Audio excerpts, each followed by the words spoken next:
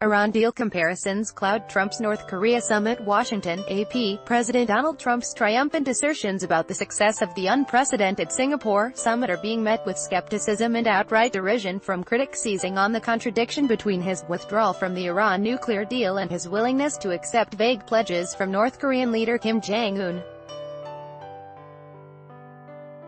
White House officials have repeatedly stressed that this week's meeting in Singapore is the beginning, not the end, of a process that Trump's team argues could have only been jump-started with the face-to-face meeting. The Singapore summit set out broad goals to be met in the coming months, while the Iran deal, signed by President Barack Obama in 2015 and approved by 7 nations, was an imperfect end to 18 months of negotiations, they say. Criticism that Tuesday's commitment does not include specifics on denuclearization and verification is too early, they argue.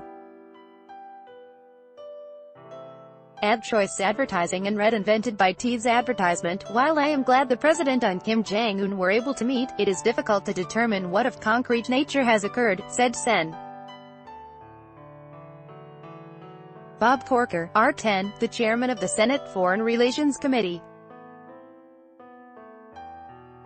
He said he wanted Secretary of State Mike Pompeo, who will lead the follow-on negotiations, to explain details of what the administration has in mind.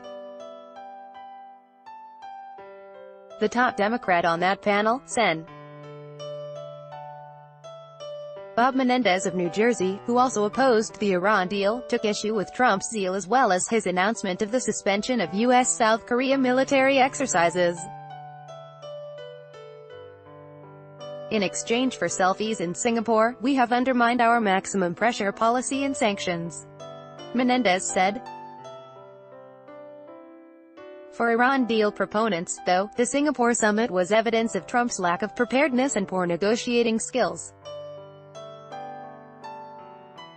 Iran deal opponents, meanwhile, seemed willing to wait and see.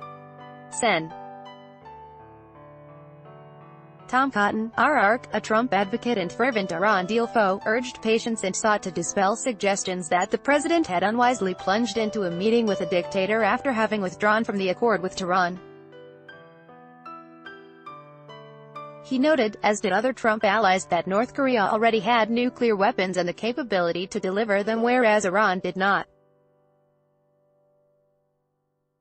Advertisement. There is a school of thought that the United States president should not sit down with two-bit dictators, Cotton told conservative commentator Hugh Hewitt.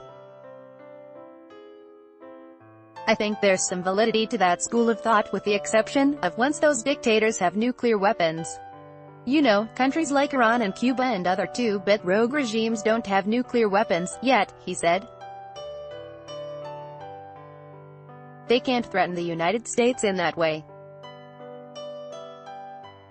Once they have missiles that can deliver them to use, I would liken it to past presidents sitting down with Soviet dictators. Victor Chow, a Georgetown University professor and former National Security Council director for Asia in President George W. Bush's administration, lamented that the summit results left a lot to be desired. But he also maintained that the Trump-Kim meeting had reduced the chance of conflict, even if it was only a modest start. Despite its many flaws, the Singapore summit represents the start of a diplomatic process that takes us away from the brink of war, Chow wrote in the New York Times in the immediate aftermath of the summit. Mr. Trump's unconventional approach leaves a lot to be desired in the foreign policy of the United States, but there was no other path to this less than satisfying but digestible outcome. Kelsey Davenport, the Non-Proliferation Policy Director at the Arms Control Association, which supported the Iran deal, called the summit result mediocre. The vague language on denuclearization is not a breakthrough, it is a boilerplate reiteration of past statements, she said, adding, it is far too early in the process for Trump to declare success. Advertisement. In the case of the Iran deal, even the most generous assessors of the Singapore summit sought to remind the White House that intense diplomacy preceded the agreement with Tehran.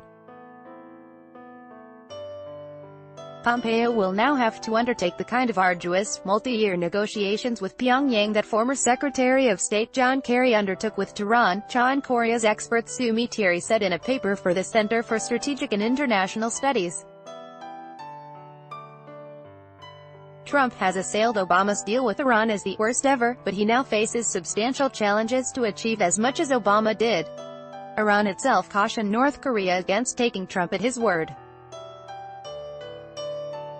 "We are facing a man who revokes his signature while abroad," the semi-official Fars news agency quoted government spokesman Mohammed Bagher Nobakht as saying on Tuesday. By Taboola sponsored links promoted links. You may like family-minded global parenting tactics that haven't caught on in the use of family-minded unto Vikings. Free online game. Play this for 1 minute and see why everyone is addicted. Vikings, free online game. Win a throne, free online game. Play this for 2 minutes and see why everyone is addicted. Throne, free online game. On Emirates, take advantage of our GSS special fares from 1.169 Singapore dollars. Emirates and enjoy. Compare best credit cards in Singapore. Compare today. Enjoy compare and wow fashionable sexiest camo wedding dresses fantasy according to Mana Fashionable Undo.